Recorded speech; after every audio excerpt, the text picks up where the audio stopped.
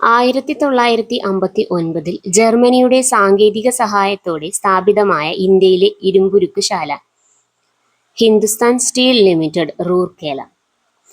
ഇന്ത്യയിലെ 6 വരി പാതകളായ സൂപ്പർ ഹൈവേകളെ ചേർത്ത് സുവർണ ചതുഷ്കോണ സൂപ്പർ ഹൈവേ എന്ന് പേര് നൽകിയിട്ടുള്ള റോഡ് ഏതെല്ലാം നഗരങ്ങളെ തമ്മിൽ ബന്ധിപ്പിക്കുന്നു? ഡൽഹി, മുംബൈ, ചെന്നൈ, കൊൽക്കത്ത.